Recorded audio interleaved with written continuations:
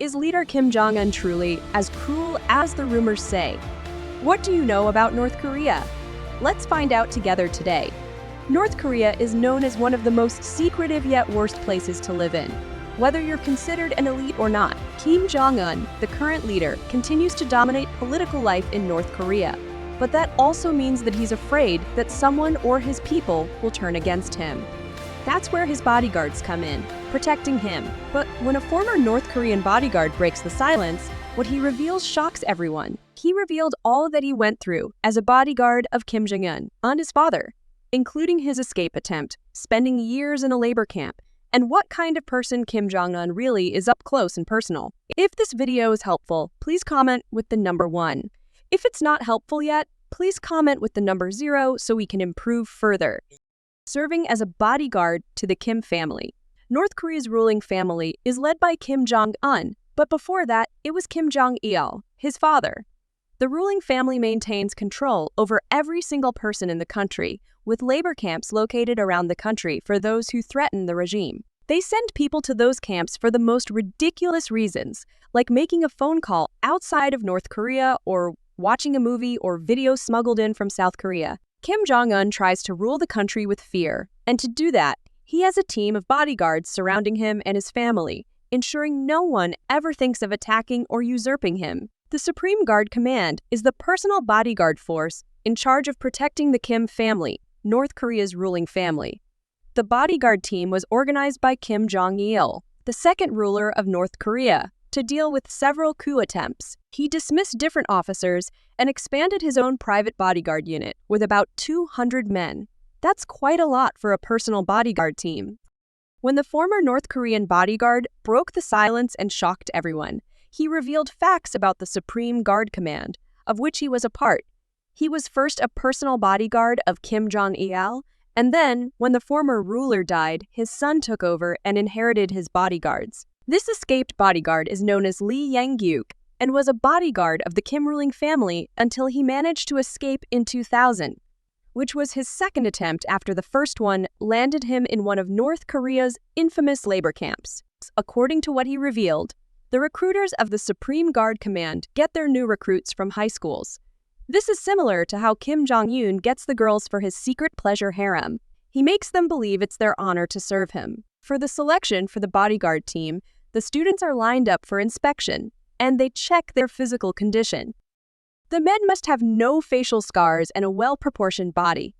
Aside from that, the guard will fully scrutinize the potential candidates and their family histories, ensuring they have been loyal. If family members have escaped or tried to escape before, they won't be considered for the role of the Kim family's bodyguard. Another thing they check is the songbun of the potential candidate's family, as this is a class system that North Korea divides its people into. Once someone has been chosen, they are given an ID number and all their other records and history are erased. Contact with their family is also forbidden, so they are taken away from their loved ones for the rest of their lives. Once one family member is chosen as a bodyguard, no other person in that family is allowed to serve. Martial arts training and duties. Lee Yang-gyuk revealed many secrets about how Kim Jong-un's personal bodyguard team is run, especially with the training that he had to go through to prove himself among the hundreds of others that were on his team. As a young member of the bodyguard team, he was enthusiastic and eager to stand out like many others. The Supreme Guard Command apparently has a 300-page training book that details previous security incidents so that the new guards know what to look out for. The new recruits are taken to a special training camp for 6 months and then trained for up to 2 years. They are trained in different aspects such as taekwondo classes, marksmanship, and 25 km marches in full gear. Lee Yang-gyuk served on the security detail of Kim Jong-il, the former North Korean supreme leader and the father of Kim Jong-un, from 1978 to 1988. He revealed that from the moment he became a bodyguard, there was something that he was taught over and over again. He said, "I was taught to believe I had to protect him with my life." Concerning his martial arts training, he revealed the most important thing was marksmanship. Every bodyguard was meant to score high marks in marksmanship if they wanted to protect their dictator well. He also revealed that whenever they were training, their boss Kim Jong-il liked to watch them and monitor them often. He revealed, "Kim loved watching us shoot and do martial arts. I could break 11 bricks, "That is how I got this scar," pointing to his right palm. Most of their training was also quite inhumane, like smashing a slab of granite on your chest with a mallet, headbutting stacked tiles, and breaking light bulbs with one finger. This is very vital if you want to protect the elite members of the North Korean ruling family. Only those who could pass these tests are considered worthy enough to join. The team of elite bodyguards the North Korean government used to show propaganda footage of their bodyguards exercising and training in taekwondo and martial arts. These videos showed these strong men achieving these physical feats, and while this is visually impressive, it's hard to understand how breaking granite and light bulbs can help in a fight against an assassin. Lee revealed that he had also gone through similar training before he was considered fit to protect a leader. He said, "It's tough training, but why do it? It's to build up loyalty. A handgun won't win a war, and taekwondo serves nothing but the spirit, but it creates loyalty." He revealed they're trying to make them think that by training like this, they can beat the US military. There were also some traditional methods like target practice, weight, physical, and tactical training, swimming, and using a boat. Lee was one of the trained killers who protected the North Korean dictator, experiencing brutal training to build loyalty. All the guards were expected to go through this training if they were going to protect the country's future leader. Curious about what's next? Stick around, and while you're here, smash that subscribe button and join our community of explorers. Brainwashing the bodyguards. Although the physical training of North Korean bodyguards is rigorous, focusing on endurance, combat skills, and discipline, this is just one aspect of their preparation. A far more insidious and powerful tool was used to mold them: ideological brainwashing. In North Korea, nothing happens without the thick fog of propaganda destroying reality. Most North Koreans only know what the government wants them to know, and propaganda is playing everywhere in the country. On television and radio stations, in restaurants, hotels, and the regime's propaganda machine is working tirelessly, presenting the Kim ruling family as divine gods. They have been elevated to a godlike status in the minds of the people, and this status is embedded into every aspect of their lives. In this country, there are statues and portraits of Kim Jong-un and the two previous leaders in every public space, workplace, school, and home. In everyone's home, they must hang the Kim ruler portraits in a high position. Failure to display the leader's photograph in your home or show proper respect to the statues can lead to severe punishment, including years of hard labor in one of North Korea's notorious labor camps. In fact, a North Korean woman was once arrested for saving her children from a fire, but not taking out the photos of the Kim ruling family. According to Lee Young-guk, the former bodyguard to Kim Ji-il who later defected, a large part of the bodyguard's training is devoted to brainwashing. This is probably why he was eager to let his story out, saying, "Please listen before it's too late." They are trained not only to protect the leader, but also to worship him as a godlike figure. Lee said he was taught to believe Kim Jong-il was more than just a man. He was a divine being whose safety and well-being were paramount. The bodyguards were conditioned to accept that their sole purpose in life was to serve and protect the dear leader. This wasn't a mere duty or job, but the reason they were born. The brainwashing was so complete that Lee and his fellow bodyguards genuinely believed that Kim Jong-il was infallible and divine, and they were more than willing to sacrifice their lives for him without hesitation. The brainwashing did not start once they became bodyguards. For every North Korean, the indoctrination began much earlier, often in school, where all they are taught about is the ruling family. From a young age, these men are taken from their high school, and then aside from their training and exercise, they are exposed to constant streams of propaganda glorifying the Kim family and reinforcing their supposed divine right to rule. By the time they start their job as bodyguards, they have already been steeped in this ideology for years, making it easier for the state to turn them into fiercely loyal regime protectors. Early brainwashing ensures that the bodyguards have unwavering and absolute loyalty. They don't question their orders or the righteousness of their mission, even if the mission looks wrong. According to Lee, "We were young and enthusiastic back then." Their enthusiasm was rooted in the belief that protecting Kim Jong-il was not just their duty but their sacred responsibility. Ideological conditioning serves multiple purposes. For one, it guarantees that the bodyguards will never hesitate to risk their lives for the supreme leader. seeing it as an honor rather than a sacrifice. The propaganda makes them believe that they are part of something larger than themselves, servants of a divine cause of protecting the god who was Kim Jong-il and now Kim Jong-un. By brainwashing the bodyguards, they are isolated from reality. They are shielded from any information that might contradict the official narrative of the state. The constant reinforcement of the Kim family as a deity prevents the bodyguards from questioning their ruler. The combination of physical training and ideological brainwashing creates an elite force of bodyguards who are not only capable fighters, but also fanatically loyal to the leader. Their loyalty is not based on rationality or logic, but on the belief that Kim Jong-il is a god, and that their lives are meaningful only in the context of protecting him.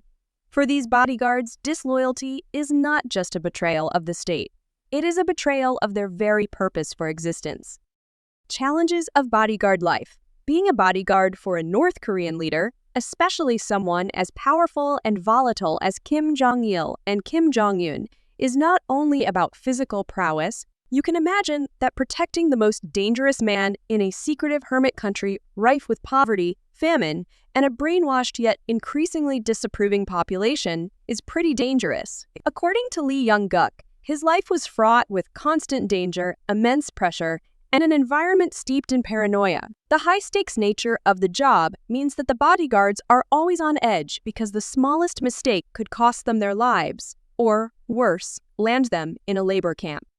The members of the Supreme Guard commander always had to be hyper-vigilant, fully aware the consequences of failure are more severe than you could imagine. Even if you were doing your job, your fate could depend on the mood of the supreme leader, as he was known to send people to labor camps just because he was having a bad day. Unlike other countries where a mistake can lead to dismissal, in North Korea, it could mean you and your entire family, even your children, could spend decades in a labor camp or face immediate execution. The protection of the supreme leader is considered a sacred duty, so anything less than total perfection is seen as an unforgivable failure.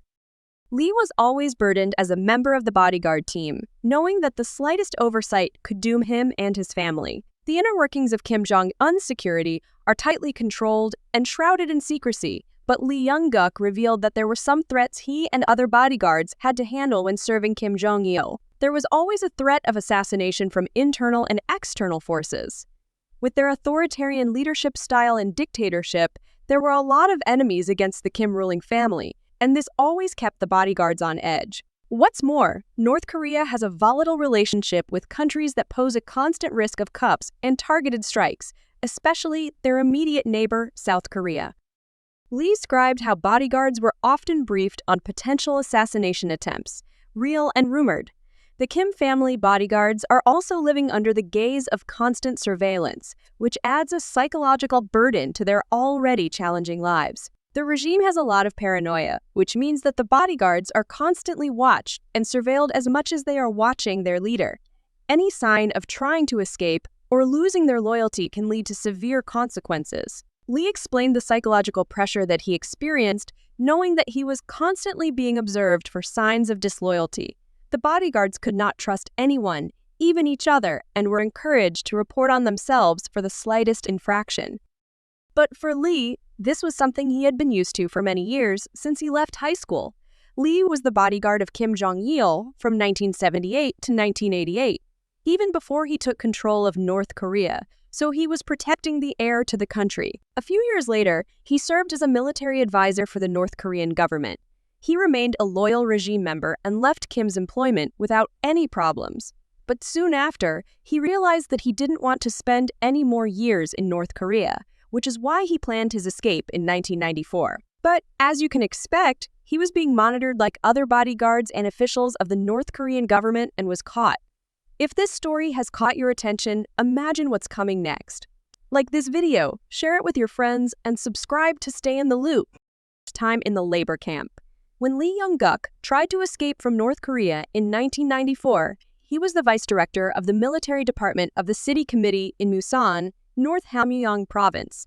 He fled to China and wanted to find a way to go to South Korea, but he was caught. China is probably the only country in the world that would send people who escaped from North Korea back, which was bad luck for Lee Young-guk.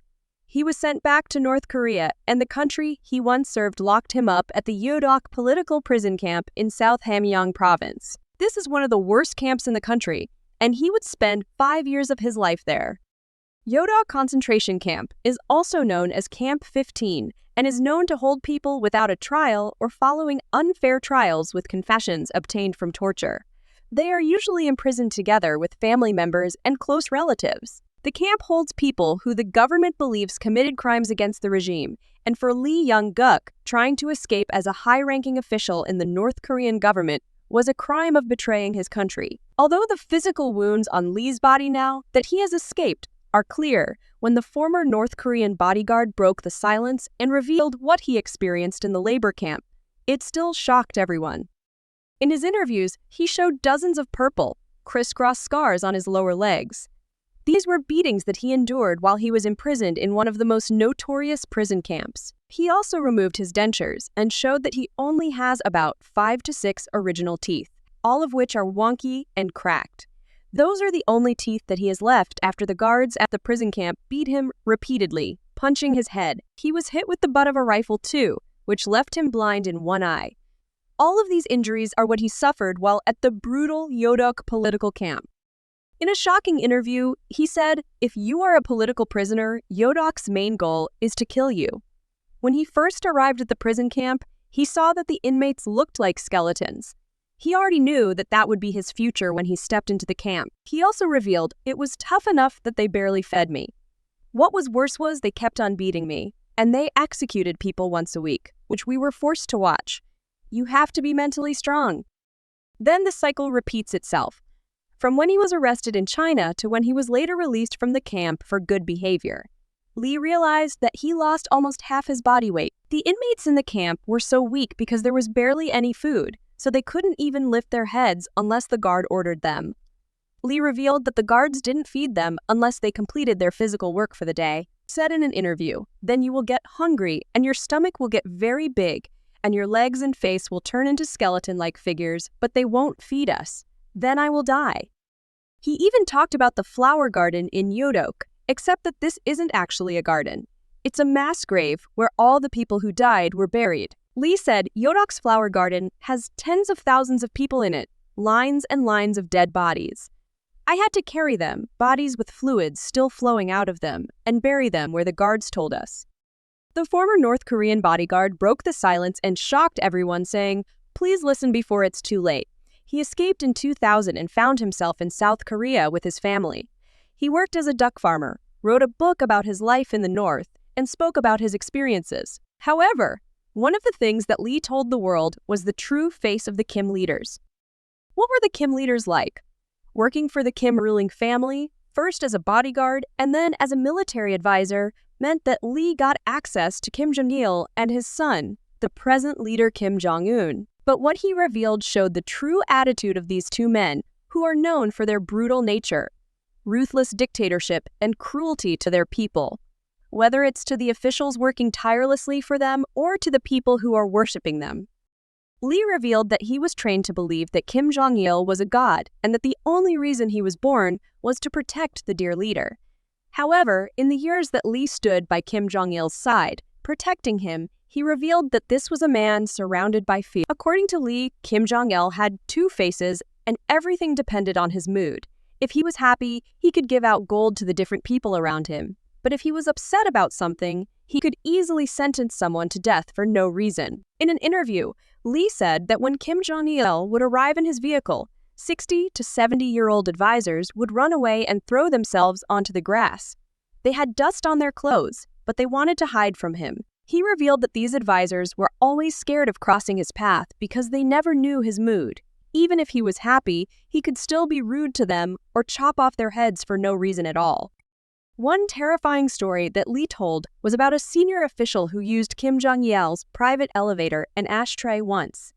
This might seem like nothing much, but when Kim Jong-il found out, he sent him to a concentration camp. There, the man died. Kim Jong-il might seem terrifying, but his son was even worse. Lee always knew that the North Korean leader he was serving was cruel, but it was only after he escaped to South Korea that he saw the truth. He realized Kim was a true dictator, as his father was before him and as his son is now. Lee said in an interview that Kim Jong-un ended up killing his uncle, whom even Kim Jong-il could not kill. He added that as power was handed down to the third generation, it became crueler.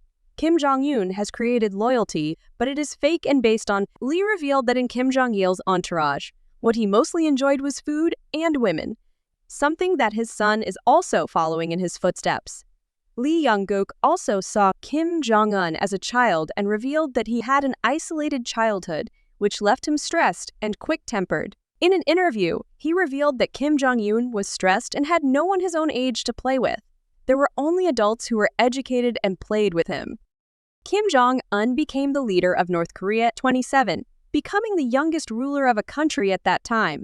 Lee said his personality was explosive, and when he was angry, he acted without considering the consequences. Kim Jong-un was not the original person being groomed as a successor, but his half-brother, Kim Jong-nam. In 2017, 5 years after Kim Jong-un came into power, his half-brother was assassinated, and everyone pointed fingers at Kim Jong. In the interview, Lee said that Kim Jong-un was quick-tempered, didn't care about what others thought, didn't feel sorry for other people, and did whatever he wanted. He would yell at the ladies. He was like that. Lee revealed that he saw Kim Jong-un many times as a young boy. At 6 or 7, he was quick-tempered and would run around in the grass and flower garden, falling over and smashing things. Now that he has escaped, Lee has revealed much about the Kim ruling family. Testifying before the UN Human Rights Council, he said that Kim Jong-un has 14 luxury vacation homes across the country, and he enjoys swimming and hunting at those sites, depending on the season. He only pursues his personal interests, even though he's responsible for looking after his people. In the meantime, he built political prison camps nationwide, where his people have been starved and beaten to death. Lee also said that the secretive state is covering the eyes and ears of its people, filling their brains, even the high-ranking officials, with propaganda. He said they are totally unaware of Kim's extravagant life and the reality behind the political prison camps. What the former North Korean bodyguard disclosed was shocking, even to those who are aware of how the regime works. What do you think drives individuals to remain loyal to such an oppressive system, despite the risks to their own lives? Let us know your thoughts in the comments below. If you like the video, give it a thumbs up. For more exciting videos like this, take a look at the channel. Thanks for watching, and see you next time.